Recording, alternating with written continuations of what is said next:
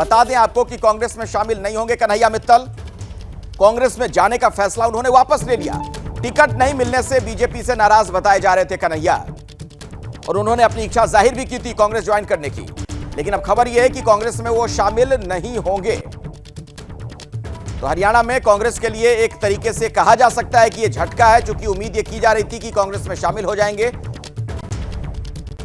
BJP से नाराज बताए जा रहे थे।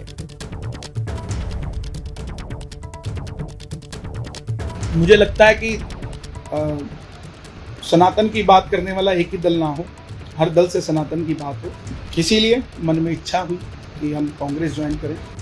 2 दिनों से मैं देख रहा हूं कि आप सब परेशान हैं, मैं उसके लिए क्षमा चाहता हूं। और जो मेरे मन की बात मैंने कही थी कि मैं कांग्रेस ज्वाइन करने वाला हूं, उसे वापस लेता हूं, क्योंकि मैं नहीं चाहता कि किसी भी सनातनी का भरोसा टूटे। ये वही कन्हैया मित्तल हैं जिनके गाने बड़े मशहूर हुए थे चुनाव के दौरान भी कि जो राम को लाए हैं हम उनको लाएंगे, फिर से एक बार भगवा लहराएंगे। और ऐसे में जब ये खबर आ रही थी कि ये कांग्रेस में जाने वाले हैं, अपनी ख्वाहिश जाहिर कर रहे हैं, तो जाहिर तौर पर कई सवाल खड़े होने लगे थे। जैनेंद्र से जरा समझते हैं कि आखिरी वक्त में कैसे मन फिर से बदल गया कन्हैया मित्तल का। जैनेंद्र, क्योंकि वो तो खुद कह रहे थे कि कांग्रेस ज्वाइन करने की उनकी इच्छा है। बिल्कुल, उनके बयान को अगर हम सुने तो वो अब बीजेपी नेतृत्व की सराहना कर रहे हैं और बता रहे हैं कि ये इस ऐलान के बाद कि वो कांग्रेस में जा सकते हैं, बीजेपी नेतृत्व ने जिस तरह से चिंता की, तो जाहिर सी बात है कि बीजेपी लीडरशिप की तरफ से उनसे बात की गई होगी। और हमने एक तस्वीर भी देखी कि मनोज तिवारी ने उनसे मुलाकात की है। मनोज तिवारी भी गायक हैं, तो संभवतः जो करीबी रहे हैं कन्हैया मित्तल के, उनके जरिए बीजेपी लीडरशिप ने उन तक संदेश पहुंचाया होगा कि हम आपका ख्याल रखेंगे। और संभवतः इसी के बाद, क्योंकि टिकट नहीं मिलना ही सबसे बड़ी नाराजगी थी कन्हैया मित्तल की, और तभी वो कांग्रेस से बातचीत कर रहे थे। हालांकि कांग्रेस में भी उनकी टिकट कंफर्म नहीं थी।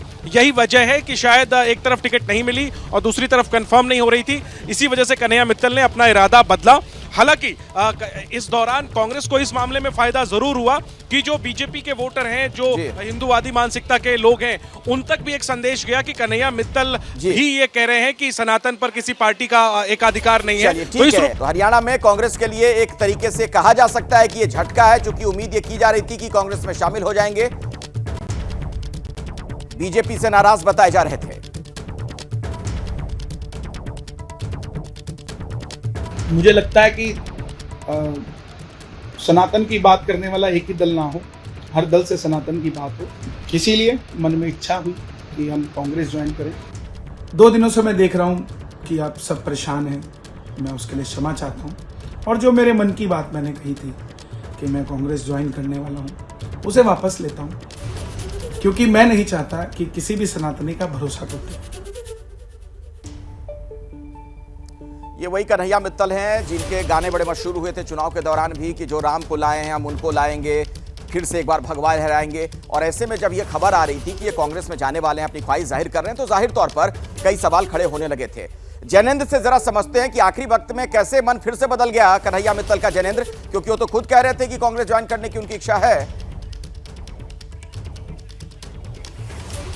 बिल्कुल, उनके बयान को अगर हम सुने तो वो अब बीजेपी नेतृत्व की सराहना कर रहे हैं और बता रहे हैं कि ये इस ऐलान के बाद कि वो कांग्रेस में जा सकते हैं, बीजेपी नेतृत्व ने जिस तरह से चिंता की, तो जाहिर सी बात है कि बीजेपी लीडरशिप की तरफ से उनसे बात की गई होगी। और हमने एक तस्वीर भी देखी कि मनोज तिवारी ने उनसे मुलाकात की है। मनोज तिवारी भी गायक हैं, तो संभवतः जो करीबी रहे हैं कन्हैया मित्तल के, उनके जरिए बीजेपी लीडरशिप ने उन तक संदेश पहुंचाया होगा कि हम आपका ख्याल रखेंगे। और संभवतः इसी के बाद, क्योंकि टिकट नहीं मिलना ही सबसे बड़ी नाराजगी थी कन्हैया मित्तल की, और तभी वो कांग्रेस से बातचीत कर रहे थे। हालांकि कांग्रेस में भी उनकी टिकट कंफर्म नहीं थी। यही वजह है कि शायद एक तरफ टिकट नहीं मिली और दूसरी तरफ कंफर्म नहीं हो रही थी। इसी वजह से कन्हैया मित्तल ने अपना इरादा बदला।